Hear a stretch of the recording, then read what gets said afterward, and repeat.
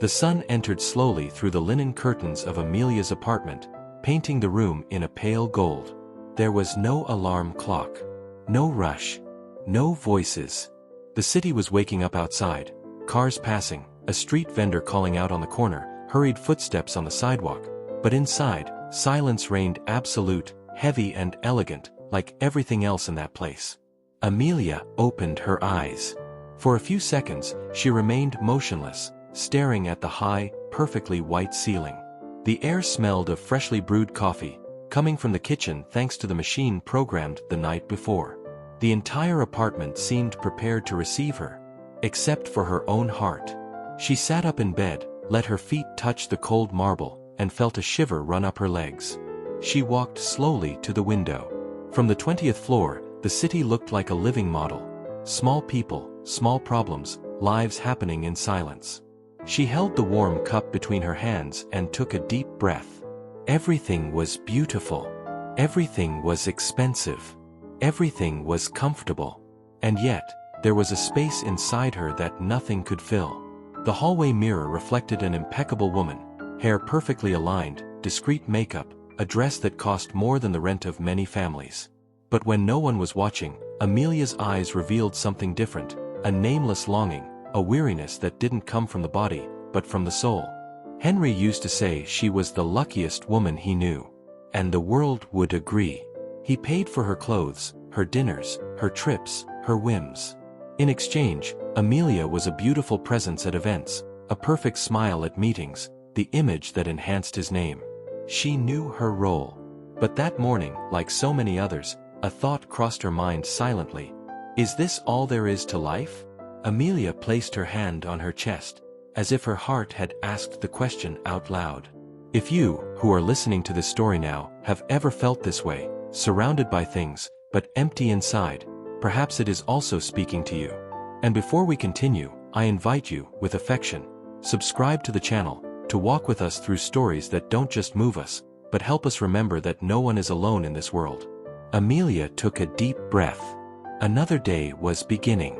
And she didn't know it yet, but her life was about to be completely transformed. The morning progressed, and Amelia was no longer in the apartment. She walked alone down an elegant street, shop windows reflecting her image as people rushed past her.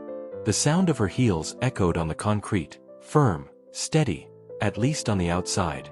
On the inside, everything was confusing. Each step seemed to push her thoughts backward, to a time when she still believed things would be different. There was a time when Amelia dreamed. She dreamed of a profession, of independence, of a life built with her own hands.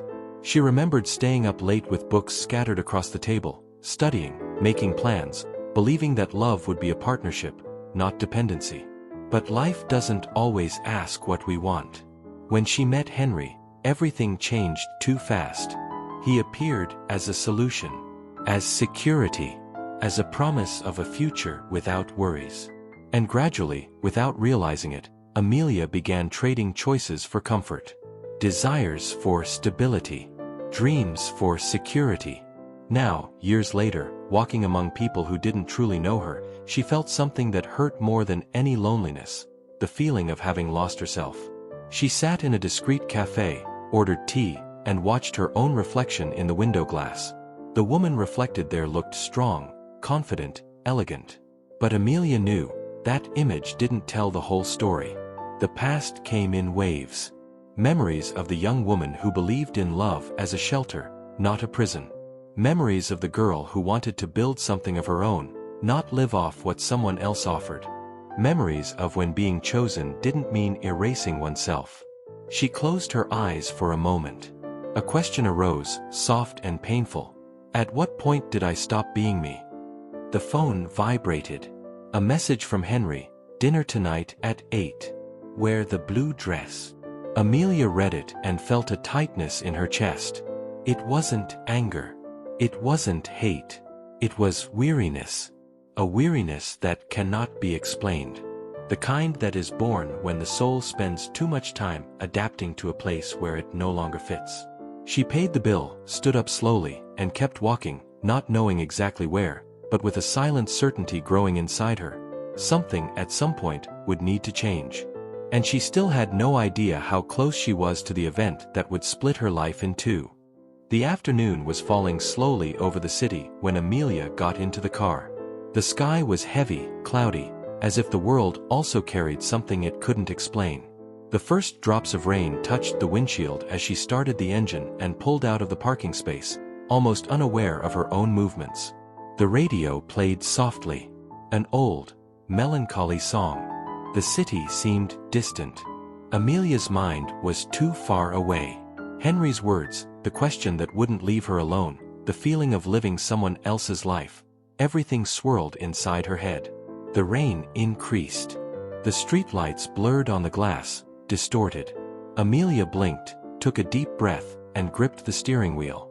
And then it happened. A figure crossed the street. The impact came before the thought. A dull thud. The car stopping suddenly. The world falling silent. Amelia's heart hammered as if it were about to burst from her chest. She opened the door, her legs trembling, and ran. On the wet asphalt, a man lay stretched out. Blood trickled slowly from the side of his forehead. His eyes were open, but empty, confused, without focus. "My God, sir, can you hear me?" she said, kneeling beside him, her voice breaking. The man tried to move, but his body didn't respond. His breath came short and irregular. The ambulance siren seemed too far away. Amelia held his hand, as if that simple gesture could keep the whole world standing. Hours later, the hospital smelled of antiseptic and silence. The doctor spoke carefully, but the words still hit like blows. The impact caused a severe injury. He has lost his sight. Permanently. His name was Vlad. Father of 2 children. And because of that moment, those drops of rain, that distraction, Vlad would no longer see. He would no longer work. He would no longer support his family. Amelia sat on the hard chair in the hallway and put her hands to her face. Everything that seemed stable in her life had just shattered. She didn't know it yet, but that afternoon marked the end of who she had been, and the beginning of who she was destined to become. The days following the accident passed as if Amelia were living underwater. Everything seemed slow, heavy, muffled. Henry took control of the situation quickly, as he always did. Lawyers were called. Documents signed. Values discussed. "It was an accident, Amelia. You are not to blame," he said, while holding his phone and resolving everything as if he were closing just another contract. But Amelia couldn't hear that as consolation. Because every night, when she closed her eyes, she saw Vlad's face on the asphalt, the rain mixed with blood, the confusion in his eyes before the darkness. When she received the family's address, she decided to go alone. Without telling Henry. Without a driver. Without luxury. The building was simple, old, with the smell of home-cooked food in the hallway and the voices of children echoing through the stairs. She knocked on the door. A girl with dark hair opened it. She must have been about 7. "Daddy!" She called inside. Vlad appeared, fumbling against the wall. His face was pale. His eyes now void of light. I am the woman from the car," Amelia said, her voice barely a whisper. The silence that followed was heavier than any word. The children watched, not fully understanding, but feeling everything. "I don't know what to say," Amelia continued. "Just, I'm sorry."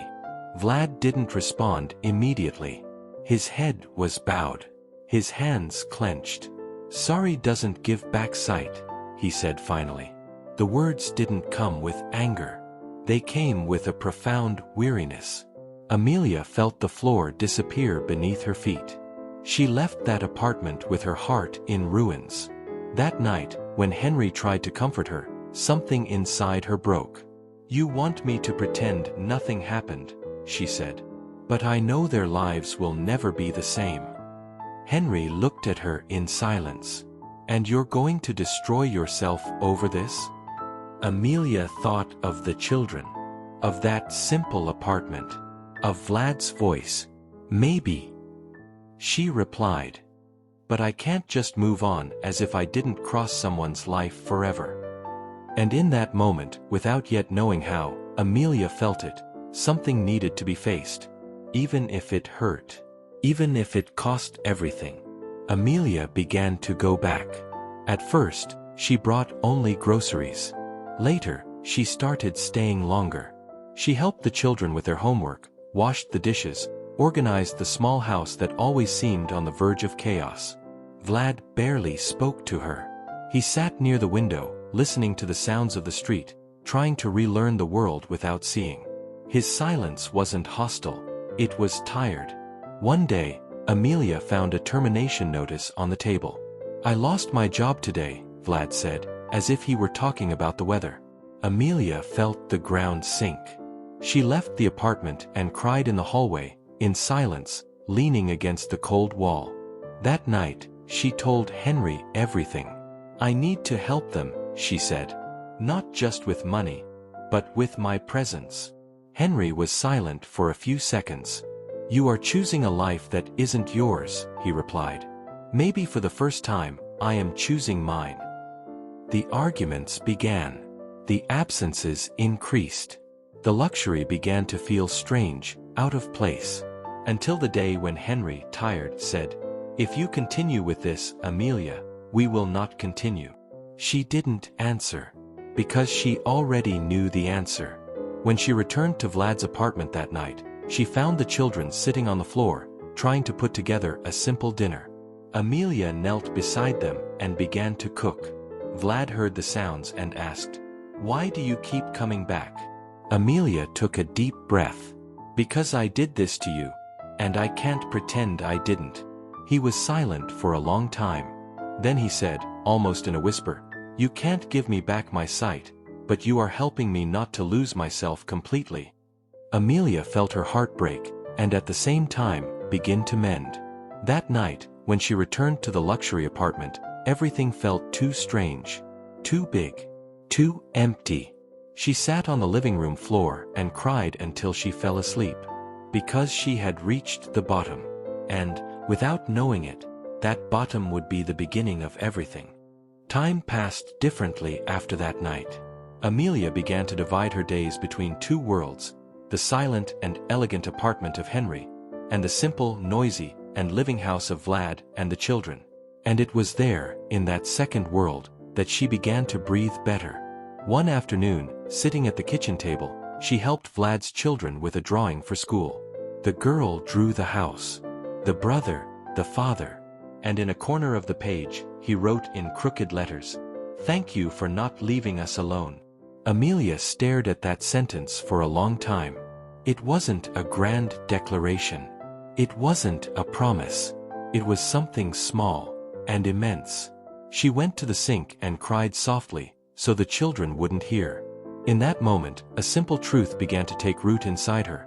Maybe happiness had nothing to do with what you have, but with who you stay with, even when it would be easier to leave. That night, in the luxurious apartment, Amelia watched her own reflection in the mirror. For the first time in a long time, she didn't feel proud of what she saw. But she didn't feel hate either. She felt something new. Awareness. She realized she wasn't tied to Henry. She was tied to the fear of not knowing who she would be without him. And that, more than anything else, needed to change. When she returned to Vlad's house the next day, something in her manner was different. Lighter. Steadier. There was no longer just guilt in her gestures. There was choice. And when we choose, we begin to transform. Amelia spent the entire day with a knot in her stomach. The words she needed to say weighed more than any suitcase. It wasn't just a conversation. It was the end of one life, and the beginning of another. That night, she sat across from Henry on the same sofa where she had so often smiled out of convenience. "I can't go on like this anymore," she said, her voice firm despite the fear. Henry watched her in silence. "Like what?" "Living a life that isn't mine." He took a deep breath, resting his elbows on his knees. "You're throwing away everything we built because of these people." Amelia felt her heart tighten. "No. I am finally building something inside myself." There was a long silence. "If you walk out that door," Henry said. You don't come back. Amelia stood up. Her legs were shaking. Fear was screaming. But her heart was at peace. I know. She left. That same week, she rented a small apartment near the children's school. She bought simple furniture. She found a modest job. The first night alone was difficult. The silence of the new place wasn't luxurious, it was real. And for the first time in a long time, Amelia slept in peace. Amelia's days began to find a new rhythm. She woke up early, prepared her own coffee, walked to work with steps that were still uncertain but full of intention. Nothing was easy, but everything now made sense. In the afternoons, she stopped by the children's school, helped with homework, organized the house, cooked together with them. They laughed more. They messed up recipes. They created small rituals. Vlad, bit by bit, was learning to live without sight. Amelia read to him. They walked around the block. She described the colors of the sky, the shape of the clouds, the movement of people. One day I'm going to work again, he said one night. You will, Amelia replied. And you won't be alone. They weren't perfect, but they were whole, and that was enough. Spring arrived softly. The trees in the small square near the building were in bloom, and the air smelled of beginnings. Amelia walked beside Vlad, describing the colors of the world to him, while the children ran ahead, laughing, free. The flowers are purple today, she said. The sky is a blue so clean it looks like a promise. Vlad smiled. I can see it. The way you tell it. They sat on their usual bench. The children returned with leaves in their hands, telling stories without stopping. After a while, Vlad fell silent and then said, You entered our lives as a mistake, and you turned into our greatest blessing. Amelia felt her eyes well up. It wasn't wealth. It wasn't status. It wasn't luxury. It was belonging. She hadn't just saved that family. She had rescued herself. There, on that simple park bench, Amelia finally understood. Life is not measured by what you possess, but by whom you choose to stay with, even when it would be easier to leave. And for the first time, she felt peace. If this story touched your heart, perhaps it can also touch the heart of someone you love. Share it with anyone going through a difficult time. Write in the comments what you felt or what you identified with most. And subscribe to the channel, so we can continue together on this journey through stories that remind us, it is always possible to start over.